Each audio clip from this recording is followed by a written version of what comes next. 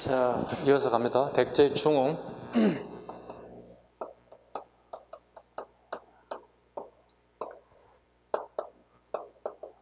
한성에서 이제 웅진으로 이렇게 본의 아니게 천도가 됐죠. 그죠?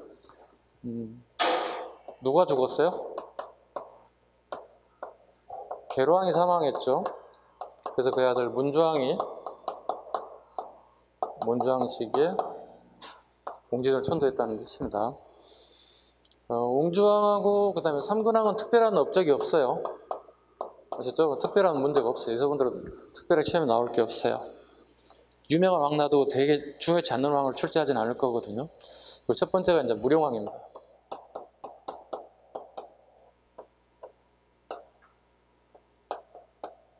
별표 5개. 되게 난이도 높지 않은 별표 5개 문제. 네, 무조건 나온다고 보셔야 됩니다. 하나씩 보도록 합니다. 첫 번째, 왕권 강화. 동성왕을 살해한 백시 귀족을 숙청했다.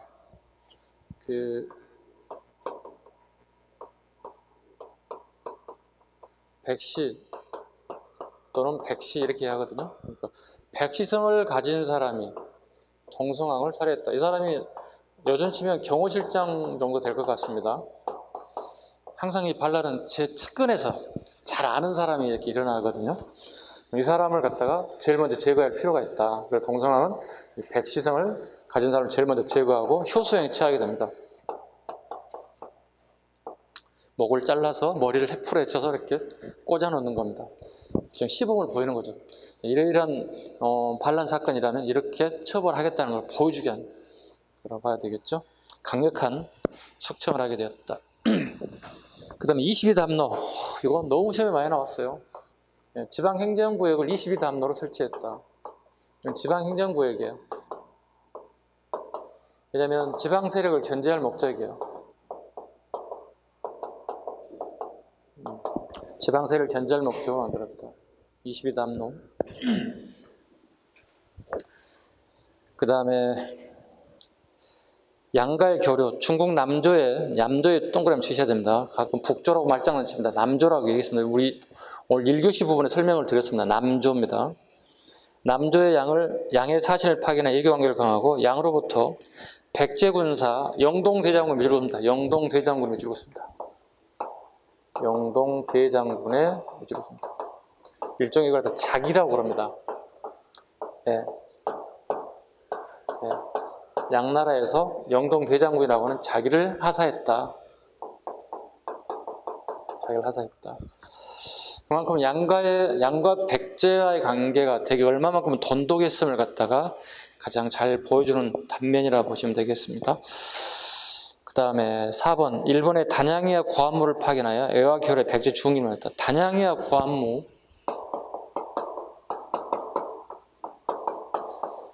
이건 우리 삼국사기에 나오는 내용이 아닙니다. 이건 일본 서기에 나온 내용이에요. 이걸 우리가 인용한 겁니다. 잘 기억하셨나요? 혹시 이런 게 나온다면 틀리시면 안 돼요. 아셨죠? 그러니까 되게 말장난 많이 하는 게 한국사 문제거든요. 그죠?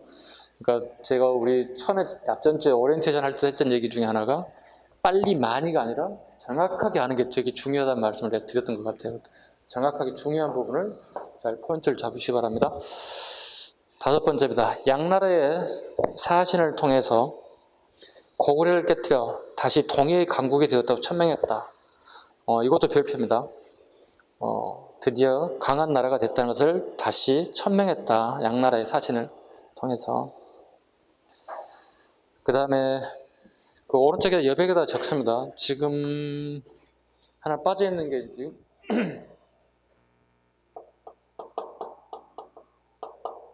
이게 지금 빠져있죠. 양직공도 빠져있죠. 뒤에 나와 있군요. 79쪽 보시기 바랍니다.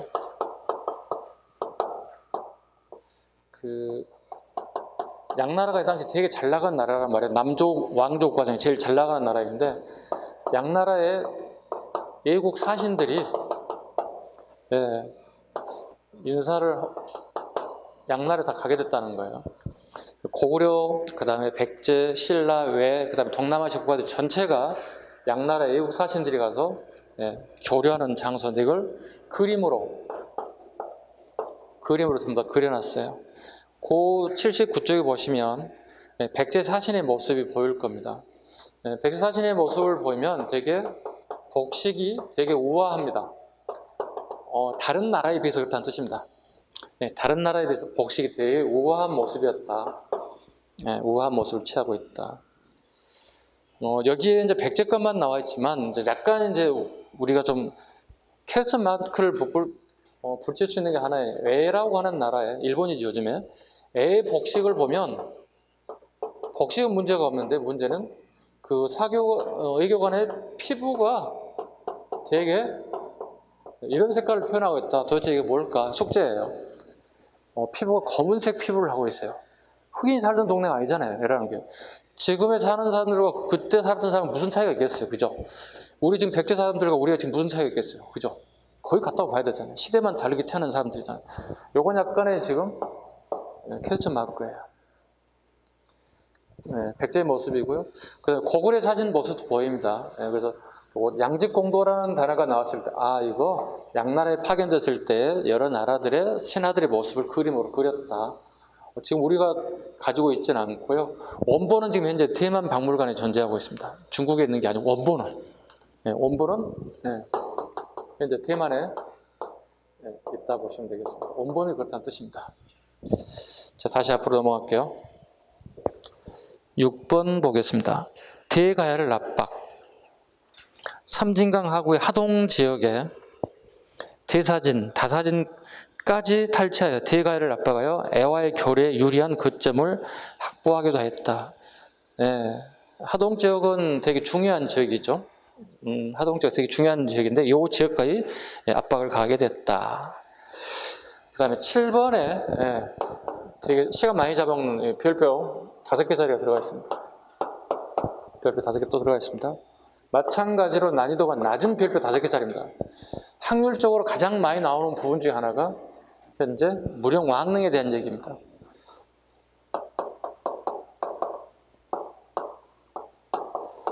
발견된 건 1971년이죠.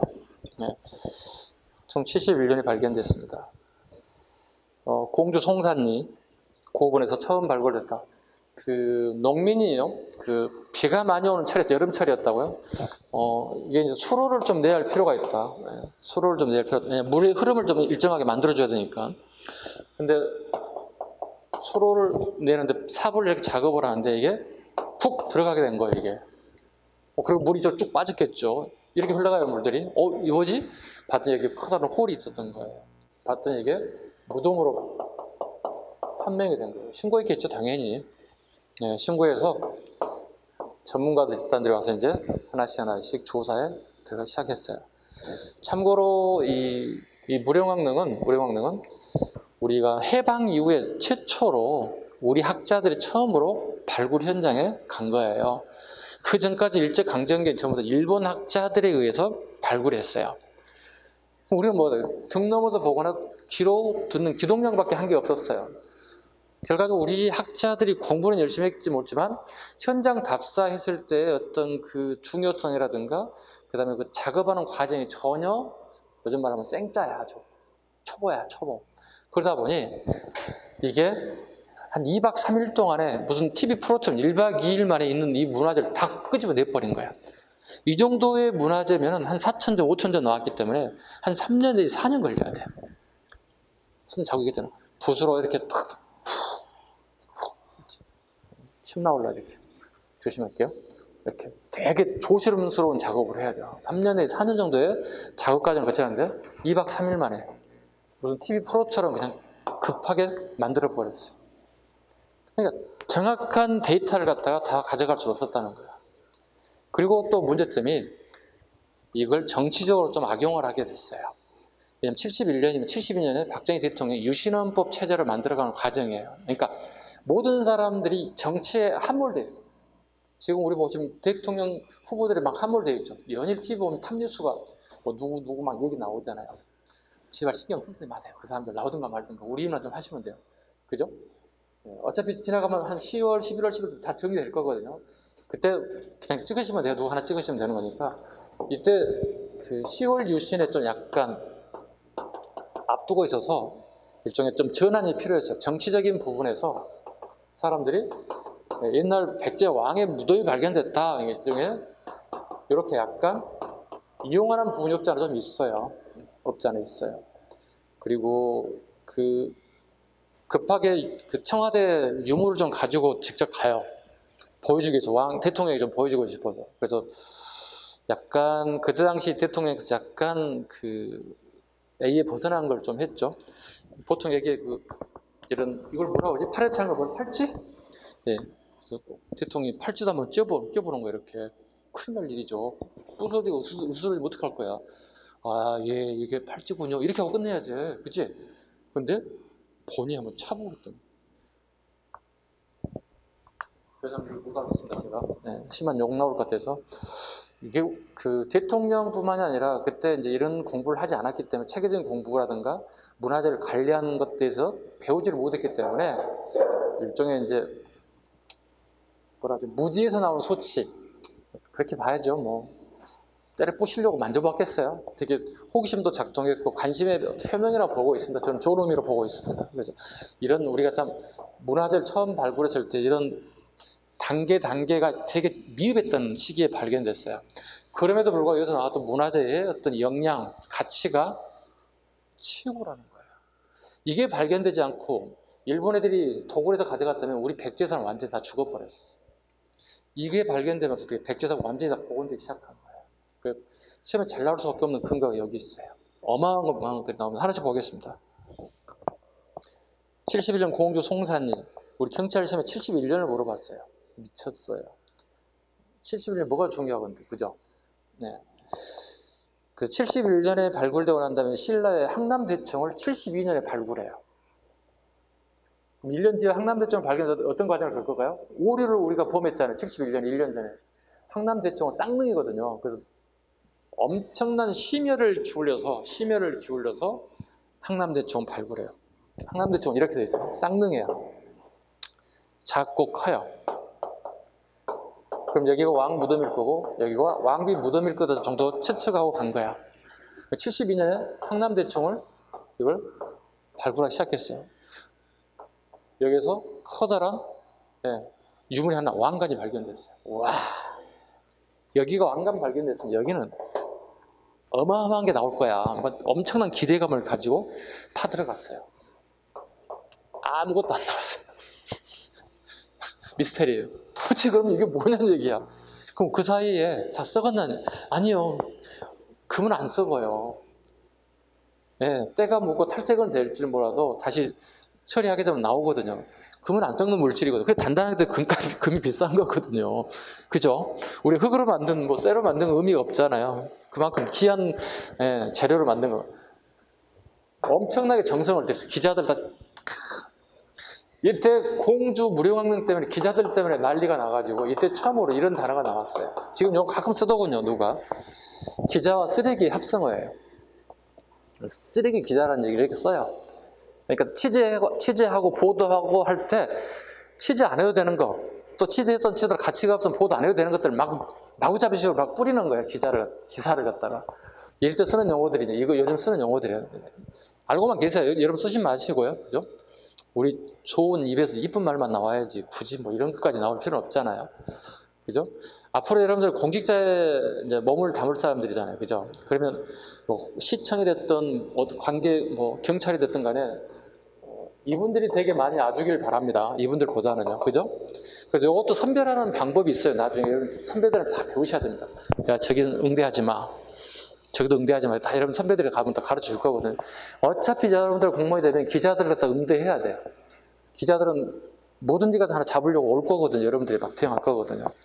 특히 사건 사고가 많은 경찰 같은 경우, 그죠? 그다음 시청 같은 경우 되게 기자들이 많이 올 거거든요. 그래서 나중에 응대하는 방법도 나중에 가서 선배들은 잘 그 부서에 일하시게 되면 잘 또 배우시기 바랍니다. 요거 이런 분들 만나면 돼요, 그죠?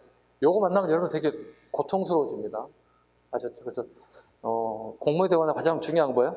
입이 무거워야 돼, 묵직해야 돼. 비밀스러운 것도 많이 담당하기 때문에 본인들은 비밀이 아니라고 생각하지 일반인들은 되게 비밀스러운 게 있을 수 있어요. 그래서 잘 이렇게 컨트롤 잘 하시기 바랍니다. 무슨 날 이어서 갈게요.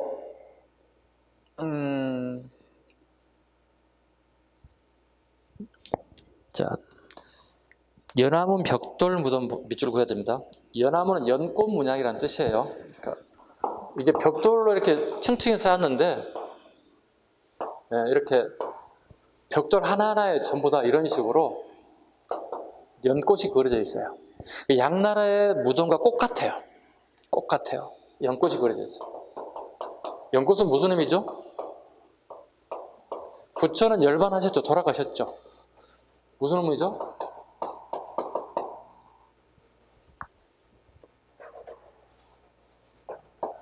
환생을 하면 이렇게 된다는 거예요. 연꽃으로 환생한다는 뜻이. 그래서 연꽃 되게 중요해요. 그래서 절간에 가면 무조건 연꽃밭이 있어야 돼요. 연꽃이라는 얘기 아까 얘기했잖아요. 부처가 환생한다는 의미를 가지고 있어요. 그래서 동등하게 봐요. 부처하고. 그래서 우리 보통 5월 초파일날 보면 어떻게 연등회 하잖아요. 네, 부처님을 상징하는 것들이에요. 네, 그래서 이 무덤의 형태를 보면 벽돌 무덤이긴 하지만 벽돌 무덤을 한자로 뭐라고 부르죠? 벽돌 전자, 쌓을 축자. 우리 대학교 가면 건축학과라는 거 있잖아요. 그죠? 쌓을 축자. 그러니까 벽돌을 쌓은 무덤이다 이런 뜻이죠. 무덤 문자니까. 전축분이라고도 합니다. 다른 말로 벽돌 무덤을 한자어로 전축분이라고도 합니다.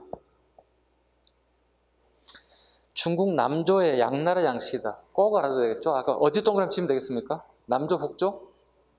남조의 양나라의 무덤 양식을 취하고 있습니다.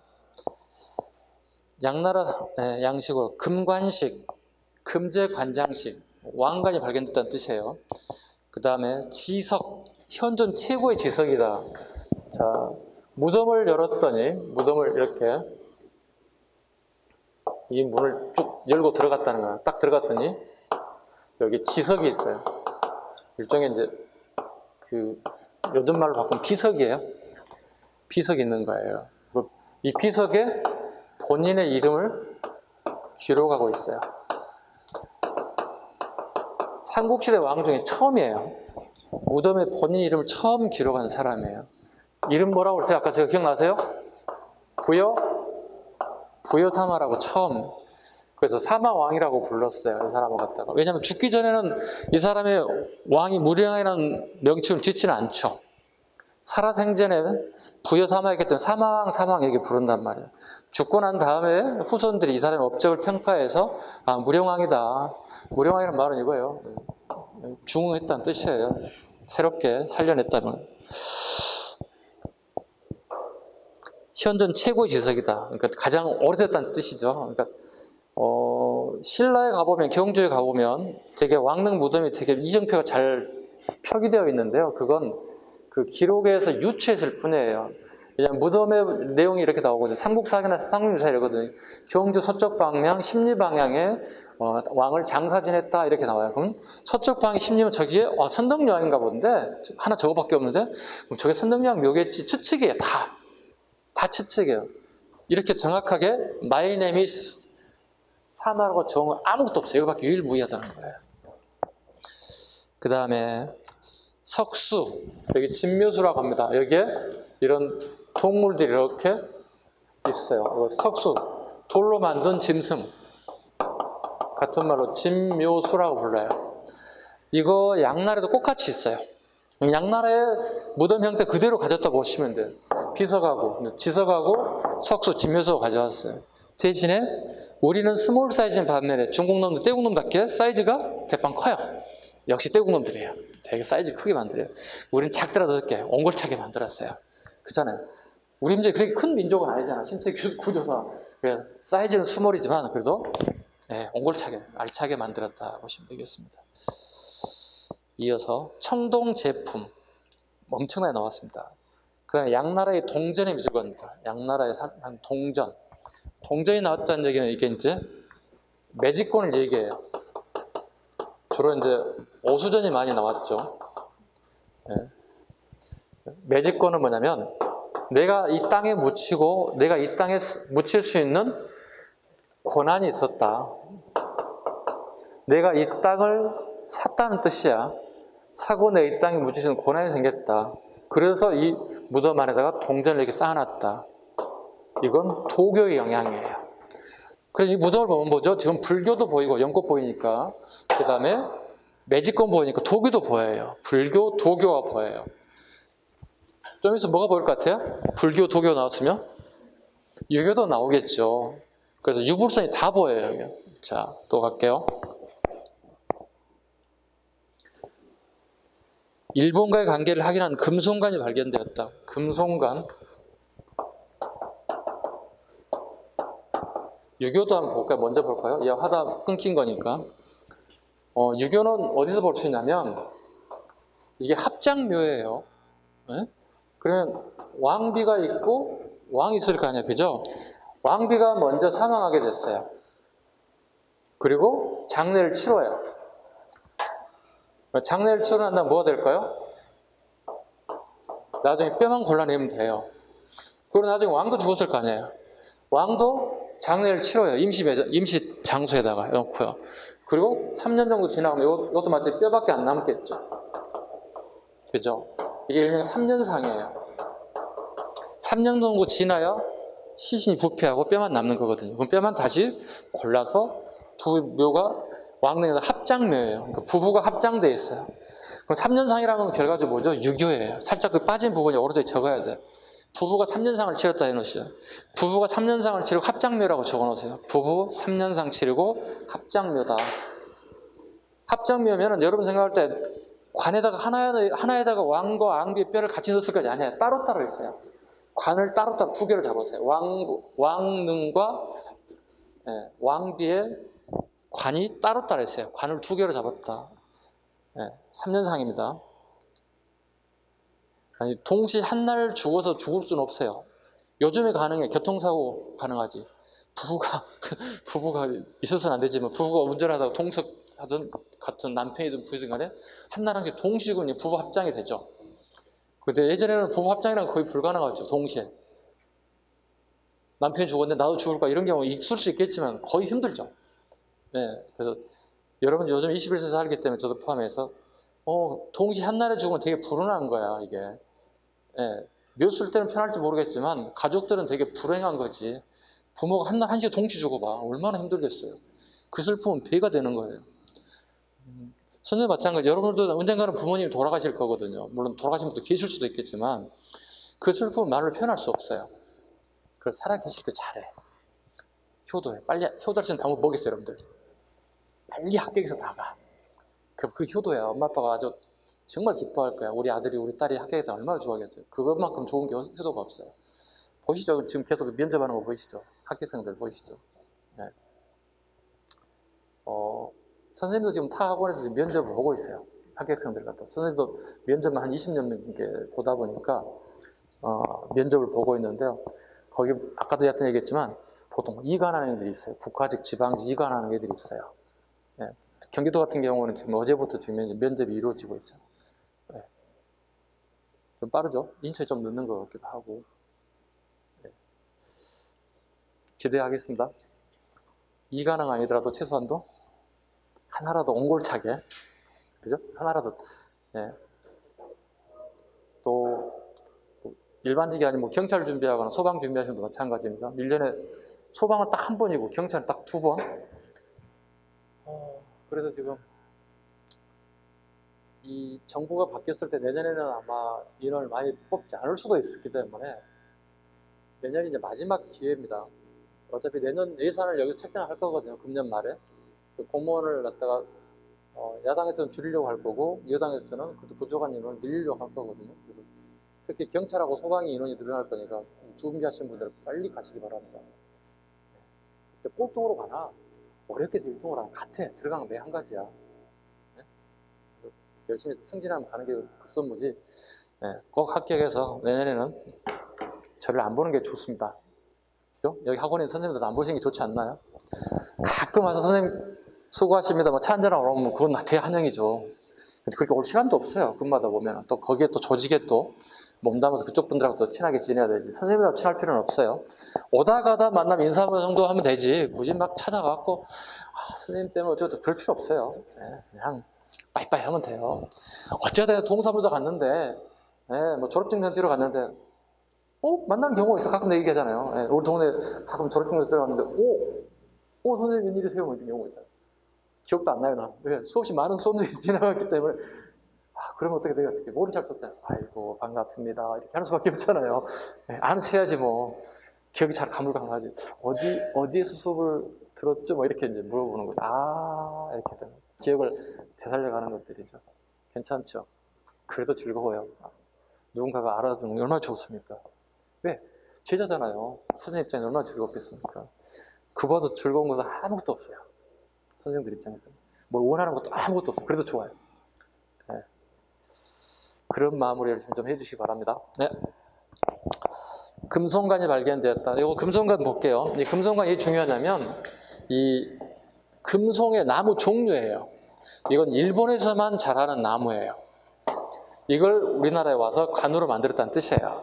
그만큼 무령왕과 일본의 관계가 되게 우호적이었다는 것을 반증하는 거예요. 얘기했죠. 한번 우리 일본 천황이 무령왕의 딸이 천황의 부인으로 왔어요. 그래서 우리 보기에는 백제 무령왕의 후손이다 이렇게 얘기했어요. 천황이. 지금은 천황이 건강에 완전히 물러났고 아들이 천황에 올랐거든요. 일본에. 그래서 젊은 천황이 왔는데 아버지 천황이 돌아가시지 않았지만 그분이 그렇게 말씀을 하셨어요. 그렇다면 본인이 알고 있었다는 얘기잖아. 자기 아버지도 얘기해 줬다는 얘기잖아. 근데 지금 천황의 할아버지가 뭐예요? 우리 일제강점기 시기에 지배했던 사람이에요. 어떻게 해석하겠어요? 엄격히 따지면 먼 애갓집이잖아요. 오래된 애갓집이잖아요. 애갓집 식구들한테 다 작살 내는 거잖아요. 지금 이제 우리 대한민국에 나를 갖다 지배했잖아. 여러분 생각해봐. 내가 우리 애갓집을 뭐 그렇게 할 수 있어 가가지고 애할아버지, 애할머니, 뭐 애삼촌 말도 안 되는 거잖아요. 누가 이런 짓을 했어요? 일본 애들이. 알고 있으면서 이런 짓을 했다는 것 자체가 되게 괘씸하잖아요. 모르고 했다면 더 용서가 될 수 있겠지만 알고 어떻게 가족을 갖다가 그죠? 더 이해 안 가는 부분입니다. 특히 유교사에서는 가족만큼 중요한 게 없는데 이런 만행을 저질렀어요. 자, 이렇게 해서 무령왕에 대한 얘기를 했고요. 이어서 그의 아들 성왕에 대한 얘기도 하겠습니다. 성왕도 스토리가 되게 많은 사람인데 보겠습니다.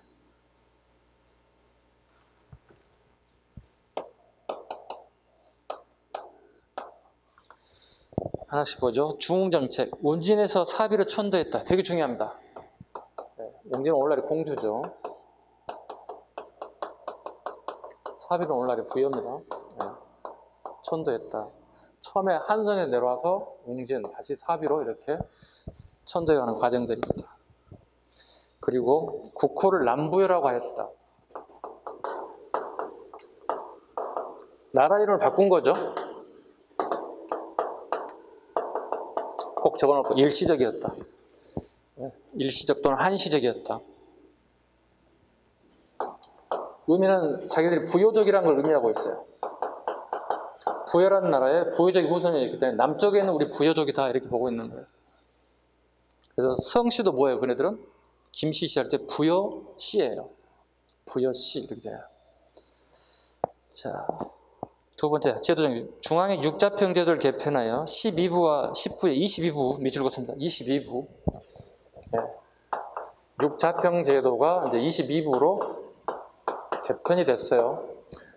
아까 무령왕은 22담로라고 그랬어요. 그죠? 이거 헷갈리면 안 돼요. 그죠? 22담로, 22부는 전혀 달라요.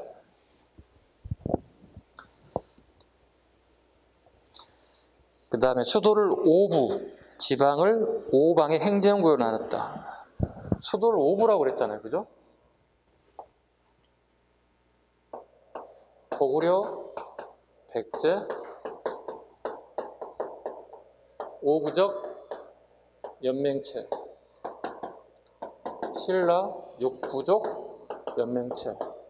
이 부족의 개념에서 5부와 6부로 바뀌었다는 것은 부족의 개념에서 이제 좀 더 발전된 행정의 개념으로 로마 땅. 언제까지 부족들이 지배할 거야? 이렇게 되는 거죠. 발전시켜야 되잖아요. 중앙집권국가로. 그래서 부족의 개념에서 행정의 개념으로 넘어왔다. 훨씬 더 발전된 형태를 취하고 있다는 겁니다. 그 다음에 불교지능. 겸익을 등용하여 불교를 장려하고 노리사체계를 일본에 보내 불교와 불상을 전파했다. 별표 5개. 난이도 낮은 별표 5개. 겸익에 밑줄 긋고요. 노리사책에 밑줄 긋습니다. 겸익은 인도까지 다녀왔던 유학생입니다. 그래서 이 겸익은 되게 요즘 말로 치면 외국어에 능통했던 인물입니다. 즉 인도 말을 갖다가 잘하고 번역할 정도까지 되는 능력 있는 사람 중에 한 사람이었고요. 노리사책에는 일본 사람이 아니고 백제인입니다. 얼마 남아있지 않는 백제어예요. 미초리라는 단어도 마찬가지예요. 백제어예요. 우리 국문학적으로 봤을 때 많이 남아있지 않는 옛날 고어들이 있는 그 중에 하나가 미추홀, 그 다음에 노리사치계라는 단어들이에요. 불교와 불상을 전파했다. 그래서 일본에 처음으로 성황 시기에 불교와 불상이 노리사치계에 전파되었다는 겁니다. 그 다음에 나즈동맹 결렬. 예, 보겠습니다. 읽고 제가 설명을 드릴게요. 신라 진흥왕과 동맹하여 일시적으로 한강 하류를 회복하였으나 신라 진흥왕의 배신으로 신라에게 다시 빼앗기게 되었습니다. 이에 성왕은 격분하여 대가야 및 일본과 합세하여 군사를 이끌고 신라를 공격하였으나 결국 김무력 장군에게 관산성에서 전사, 이로써 120년간에 걸친 나즈동맹은 결렬되고 백제는 가야에 대한 영향을 잃게 되었습니다. 볼게요.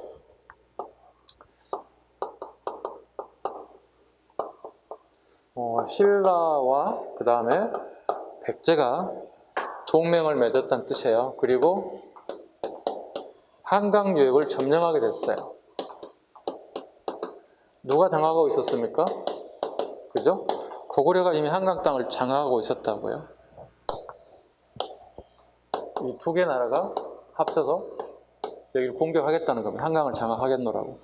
아까 소두에 말씀드렸다시피 한강을 치열하게 빼앗으려고 다툼이 이루어졌다. 두 개 나라가 힘을 합쳤다는 거예요. 백제와 신라가 합쳐서 여기를. 여기 신라에는 진흥왕, 여기는 성왕이에요. 이 두 사람 무슨 관계인가요?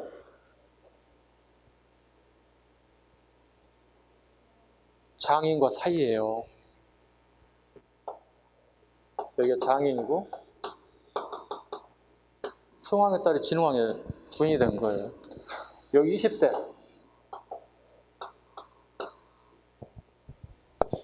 20대 청춘인 진흥왕은 파워가 막 넘치는 거예요. 20대. 엄청나게 넘치는 왕이에요. 자, 한강역 둘이 사이하고 장인이 한강을 차지했어요. 한강을 차지했어요. 그러면 우리가 두 사람 힘을 합쳐서 차지하면 어떻게 해야 돼? n분의 1로? 나눠먹는 게 통상의 관례죠. 근데 누가 왕창 먹은 거죠? 신라가 독식을 해버린 거예요. 네. 한산주죠. 줄여서 한주라고 부르죠. 오늘날의 서울입니다. 오늘날의 서울, 경기, 인천 일부 지역이 누가 독식해버린 거예요? 신라가.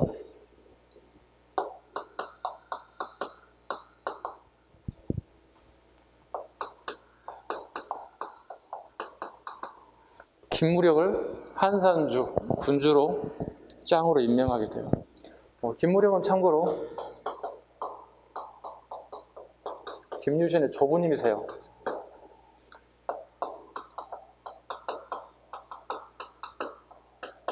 가야의 왕족입니다. 금강가야의 왕족입니다. 네. 선생님이 김해김 씨인데요. 김해김 씨의 족보상에 나오는 인물들이에요. 김유신, 김무력 이런 사람이 나와요. 네. 저희 족보에 나옵니다, 이런 사람들. 근데 우리 족보에 나오긴 나오지만 직접적 조상이라고 하기엔 너무 멀어. 선생님, 김해김 씨 73대손 이렇게 얘기하는데, 족보상에 이렇게 족보 공부하다 보면 나와요. 우리 어르신들하고 공부하다 보면 나오긴 나오는데, 역사 선생님이니까 잘 아시겠지만, 이렇게 얘기해요. 어르신들이 이제, 이렇게 108 성장하신 분들이, 역사 선생님 나보다 훨씬 더 잘 아시겠지만, 족보에 대해서 얘기하려고 합니다. 이렇게 되게 예의를 막 갖추어요. 저한테는. 아, 예, 저도 모른 체 해야지, 어떻게. 거기에서 막, 여러분한테 잘난 체하는 것처럼 하면 안 되지. 아, 예, 아, 예, 예, 예. 이렇게 하고 말해야죠. 그죠? 그게 또 A잖아요, 또 이렇게. 예, 젊은 놈이 말이야, 가갖고 막 아는 체 할 수는 없잖아요. 예, 이분이에요. 이분이 여기에 임명됐어요. 그럼 누가 열받아야 돼? N분의 1 하나 먹어야 되잖아. 누가? 이분이 열받지. 열받잖아. 결과는 뭐야? 나제 동맹 어떻게? 깨진 거는 진배 없지. 그렇잖아. 힘을 합쳐서 같이 나눠 먹어야지. 그래서 이제 성왕의 아들이 이제 보시면 밑에 이덕왕 있죠. 밑에 보시면 응? 이덕왕이 있는데 이 사람 이름이 부여창이에요. 부여창이에요.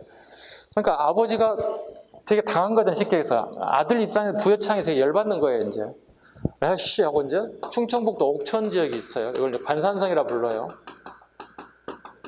한강을 뺏겨버렸다고. 그래서 관산성의 어떤 이 지역의 전략적 이치가 되게 뛰어난 곳이에요.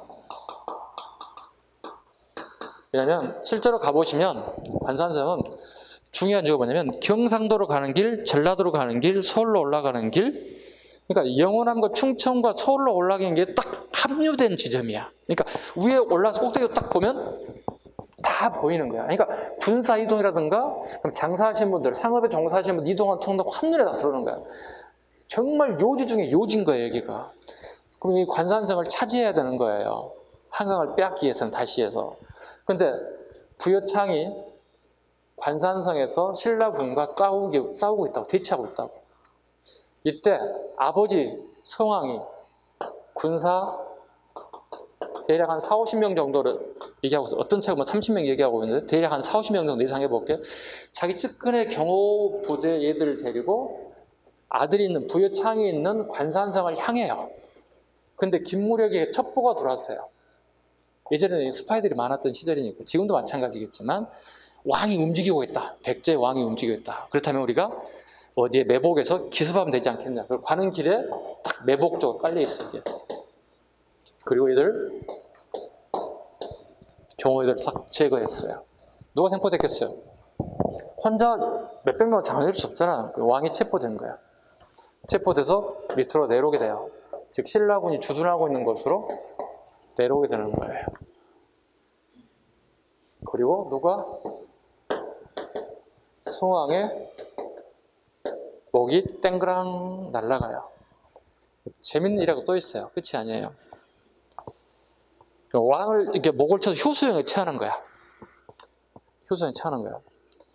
근데 그 왕을 죽일 때는 장군급에 해당되는 레벨이 올라와서 목을 쳐야 되는 것이 상대 왕에 대한 A예요. 근데 이제 막 요즘 말로 치면 논산훈련소 막 마치고 3, 4주 훈련 마치고 막 자대 배치받는 신병이야. 신병에게 칼을 쥐어주고 이 목을 치라. 신병도 알지. 상대국의 왕이라는 걸 알겠지. 제가요? 떨리지. 그렇잖아요. 전쟁때 나오긴 나왔지만 상대 왕을 내 목으로 친다는 게 얼마나 떨리겠어요. 이거 내 얘기가 아니에요. 최소한도 김무력 정도 급이 와서 죄송합니다. 먼저 가세요. 저 본의 아니에요. 전쟁이니까 이해하세요.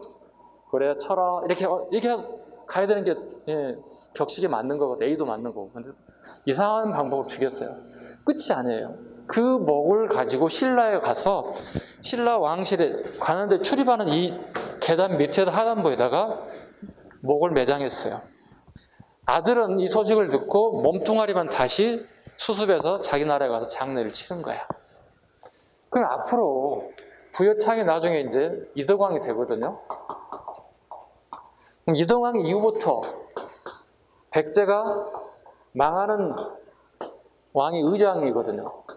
이때까지 신라를 끊임없이 공격해요. 자기 조상에 대한 복수를 하기 위해서. 자기 조상의 왕을 죽였으니까. 생각해봐. 우리 할아버지 죽였잖아. 되도록 후대 왕들, 자기 자식들을 교육시킬 거야. 너희들은 신라를 멸망시켜야 한다. 끊임없이 교육시켰을 거 아니겠어요? 그러니까 왕들은 나라가 망하는 한 때까지, 의장 때까지 백제를 공격하죠. 신라를 공격하죠. 결과적으로 이제 나당연합군에 의해서 백제도 멸망하게 되고 고려까지 멸망하게 됐죠. 덩달아서. 그래서 신라에 의해서 우리나라 삼국이 통일됐죠. 가끔 이렇게 생각해봐요. 좀 뼈아픈 역사죠. 왜냐하면 같은 한반도 내에 사람들이 싸운 거잖아요. 그죠? 네. 하나로 똘똘 뭉쳐가고 중국이 대항해도 될까 말까라는 나라인데 세 개 나라가 싸웠다는 거예요. 또 그 사이에 누가 껴있냐면 가야란 나라가 또 껴있다고. 가야란 나라가 껴있어서 가야란 나라는 신라에 붙었다, 백제에 붙었다, 요즘 말로 하면 간에 붙었다, 쓸개에 붙었다. 어떻게 보면 좋게 표현하면 효율적인 전략을 펼친 거고, 우리에게 유리한 작전을 펼치는 거니까 우리에게 국익에 도움되는 거예요. 그런데 신라나 백제 입장에서 진짜 이렇게 됐겠죠. 저 새끼들은 도대체 어디다 장단을 맞춰야 되는 거야? 일종의 가야 입장에서는 뭐 중립외교 정책을 봐야죠. 이렇게 이쪽에 힘이 세면 이쪽으로 붙고 이쪽에 세면 이쪽으로 붙고 전략적인 지정학적 이치가 그래. 신라와 백제 사이에 껴있는 나라가 가야였기 때문에 오늘날의 경상남도와 경상북도 일부거든요. 거기 껴있기 때문에 그렇습니다. 자, 좀 이해 가셨죠? 3번 갑니다. 중국 남조 양나라 통계 문물. 이건 자기 아버지 때 했던 것도 계속 지속되고 있다는 의미를 가지고 있어요. 이덕강 가봅니다. 추나라에 고구려를 협공하자는 국서를 보냈습니다. 일본 법령 창궐 도움 줬습니다. 2번에 동그라미 칩니다. 왕흥사 건립. 왕흥사 건립. 왜 했을까? 자기 아버지를 이루할 수 있는 게 아무것도 없어. 그래서 절을 지어서 자기 아버지를 이루하고 싶어. 넋이라도 혼이라도 이루하고 싶으면 그게 왕흥사야. 근데 왕흥사 본인이 완성하지 못했습니다. 대신에 무왕 때 완성했습니다. 그 다음에 관상선 전체 오타가 있으면 사망으로 바꿔주시면 사만이 아니라 사망으로 오타 수정. 관산성 전투에서 사망한 아버지 성왕을 위해서 금동대항로 밑줄 긋습니다. 금동대항로를 위해서 아들을 위해서 금동대항로, 아버지를 위해서. 창학명 석조사리감. 창학명 석조사리감은 자기 아들을 위해서 적습니다. 두 가지 문화재가 나옵니다. 첫 번째 금동대항로,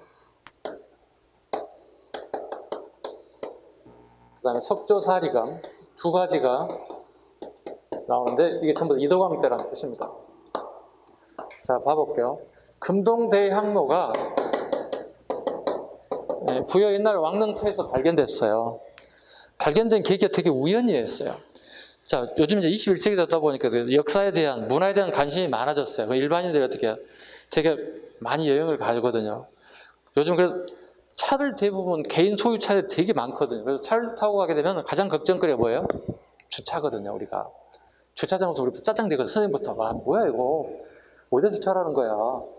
차를 주차비를 주고 안전하게 주차하고 끝나고 갔을 때 타고 가는 게 가장 좋은 방법이거든요. 1,000원, 2,000원, 3,000원에도 주차비를 줘야만 어떻게 내가 안전하잖아요. 차에 대한 안전성이 보장되기 때문에.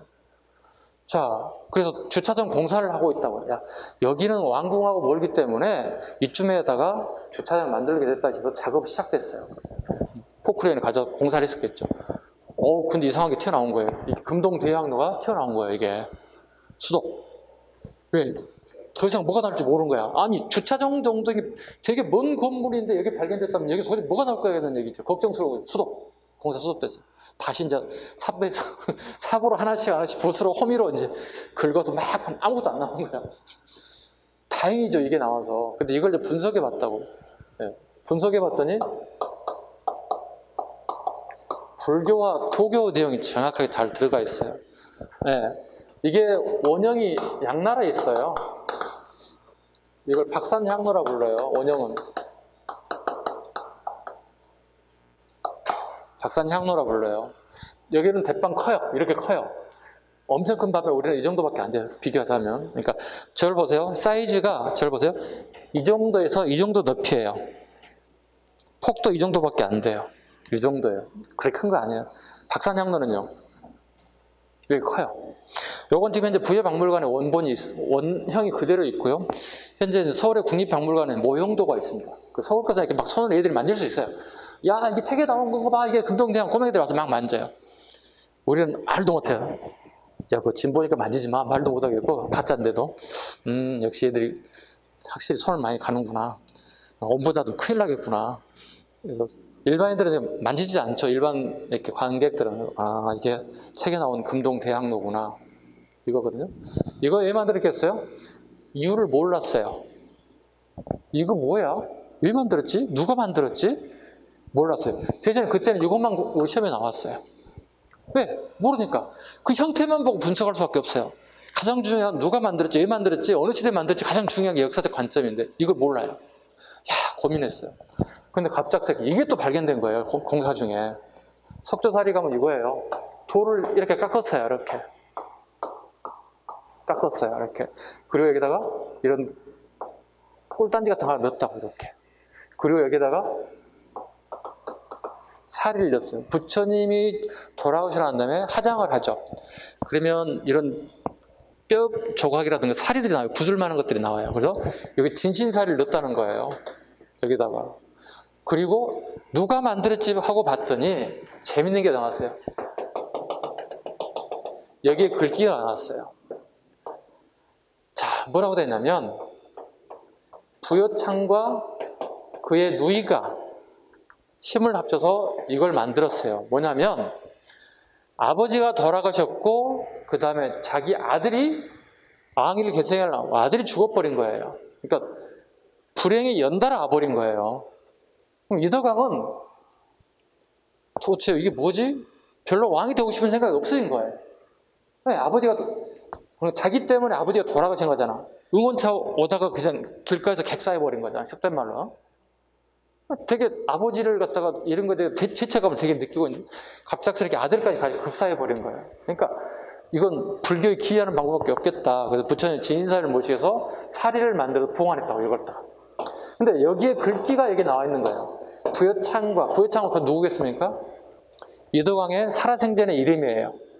죽고 난 다음에 이덕왕이라는 왕후가 나오는 거고, 그래서 부여왕과 그의 누이가 이걸 만들었다. 그리고 금동대왕로와 함께 만들게 되었다. 이게 기록이 나와 있어요. 그래서 처음으로 이제 금동대왕로와 석조사리 가면 이분이 살아생전에 만든 작품이구나. 하나는 누구를 위해서 만들었죠? 아버지, 성왕. 하나는 죽은 자기 아들을 위해서, 영혼을 기리기 위해서 만들었다. 예전에 이거 선생님이 한 10년 전에 이렇게 수업할 때 미치겠어요. 누가 만들었다고 얘기해야 되지? 정확하게 나오지 않아요. 수험생들이 물어봐요. 선생님 이거 문화 파트에서 충분히 이해갑니다. 뭐 중국의 박산향로를 닮아서 뭐 불교, 도교에 가 있는 것 같고요. 뭐 석조사리감이 나오고 난 다음에야 이거 전부 다 이덕왕식이 다 제작됐습니다. 이렇게 정확하게 제가 답변할 수 있었어요. 예전에 제가 어떻게 할까요? 몰라요. 선생님 모르면 어떻게 합니까? 물어봐요. 야, 모르는 게 모른다 하지. 내가 알면 안다 하지. 나도 얼마나 답답하겠니. 예. 되게 불성실한 답변이야. 그렇잖아요. 선생님이 당연히 알겠지 물어봤는데 내가 몰라. 왜? 내가 모르고 싶어서 모르는 게 아니라 대한민국 모든 사람이 다 모르는 거 나도 모르는 거야. 네. 그 뒤로 이게 발견되면서 이제는 다 시원하게 풀렸습니다. 갈증이 다 풀렸습니다. 이덕왕에 대한 얘기까지. 7세기 무왕 잠시 쉬어가도록 하겠습니다. 쉬겠습니다.